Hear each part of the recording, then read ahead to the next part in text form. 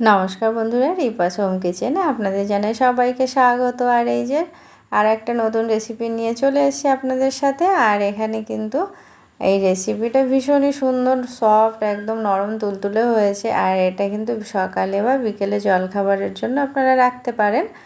আর এখানে দেখুন তার জন্য নিয়েছি 1 কাপ চিড়েটাকে এবারে ভালো করে একটু জলে ধুয়ে নেব, যাতে চিড়ের নোংরাটা বেরিয়ে যায়। আর এইভাবে কিন্তু ধুয়ে পরিষ্কার করে আমি 2-3 বার ধুয়ে নিয়েছি, কারণ চিড়ের একবার ধুলে তো আর পরিষ্কার হয় না।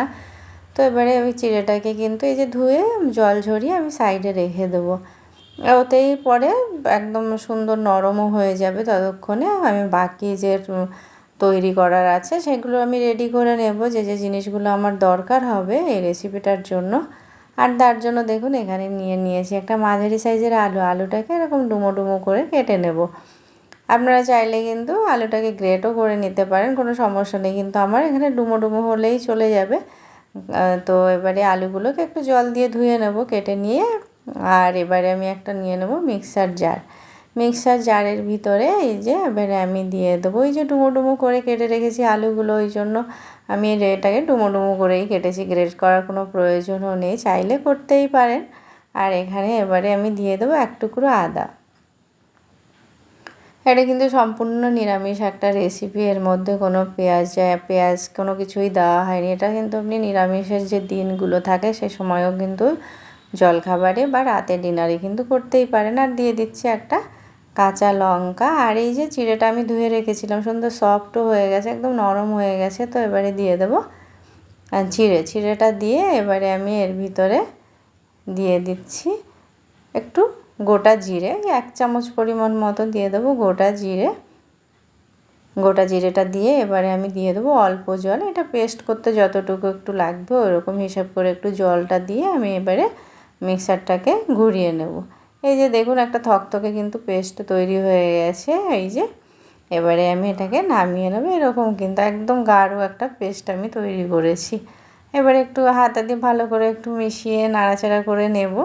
নিয়ে এবারে অল্প অল্প করে জল মেশাবো, খুব বেশি পাতলাও করব না আর একদম ঘনও থাকবে না, অল্প জল মেশাবো, কারণ আরও বাকি কিছু ইনগ্রিডিয়েন্টস কিন্তু এর ভিতরে যাবে। তো এই কারণে একটু পাতলা করে নেব। নিয়ে এই যে ব্যাটারটা রেডি হয়ে গেছে, এবারে আমি মেশাবো এর ভিতরে। এখানে আমি নিয়ে নিচ্ছি সুজি। এখানে আমি দিয়ে দেবো 4 চামচ পরিমাণ সুজি। ওই যে বড় চামচের 4 চামচ নিয়ে নিচ্ছি সুজি নিয়ে দেওয়া হয়ে গেছে। এবারে আমি দিয়ে দেবো পরিমাণ মতো লবণটা দিয়ে নিয়ে এবারে এটাকে ভালো করে একটু মিশিয়ে নেব। নিয়ে এবারে আমি আর একটু মিশিয়ে কিছুক্ষণ রেখে দেবো, কারণ যেহেতু সুজিটা দিয়েছি সুজিটাও একটু নরম হবে ততক্ষণে। তো এবারে ভালো করে সুজিটা মিশিয়ে নেব। আর এই রেসিপিটা না আপনি চাইলে টমেটো সস, তারপরে শেজওয়ান চাটনি, বাচ্চাদের তো ভীষণ পছন্দ হবে। এইভাবে আমি কিছুক্ষণ কিন্তু রেখে দেবো যাতে সুজিটাও একটু ফুলে যায়।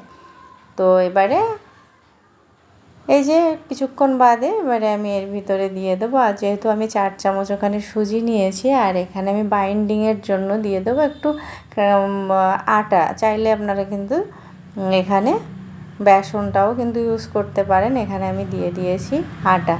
দিয়ে এবারে একটু জল দিয়ে না গুলে নেব ভালো করে, ব্যাটারটাকে রেডি করে নেব। একদম থকথকেও থাকবে না, একদম পাতলাও থাকবে না। তো ব্যাটারটাকে এইভাবে রেডি করে নেব। একটু স্টেপ বাই স্টেপ করলে কিন্তু খুব সুন্দর হয় রেসিপিটার, খেতেও কিন্তু ভালো লাগে। এই যে ব্যাটারটা কিন্তু রেডি হয়ে গেছে, আর কিছু এবারে মেলাবো না এর ভিতরে। আর এবারে দিয়ে দিয়েছি গ্যাসে তাওয়া দিয়ে, এবারে গরম হলে পরে দিয়ে দেবো একটু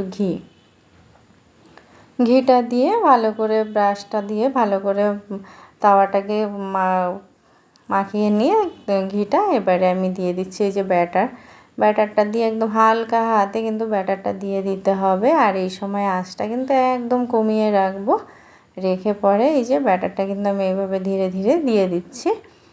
আর এইটা কিন্তু বিকেলে বা রাতের বেলা ডিনারে কি সকালে জলখাবারে কিন্তু খাওয়া যেতেই পারে, আর খুব সুন্দর হয় খেতে, কোনো সবজির সঙ্গে বা এটা চাটনির সঙ্গেও ভালো লাগবে। আর এই যে দিয়ে দিচ্ছি উপরে একটু ভাজা জিরের গুঁড়ো, আর দিয়ে দেবো একটু চটপটার জন্য কাশ্মীরি লঙ্কার গুঁড়ো, কারণ বাচ্চারা তো এরকম একটু চটপটি টাইপের খাবার দাবার বেশি পছন্দ করে। আর এখন বাইরের খাবারের থেকে বরং এইগুলোই রোজ রোজ লুচি পরোটার থেকে বা সেইগুলোই ভালো।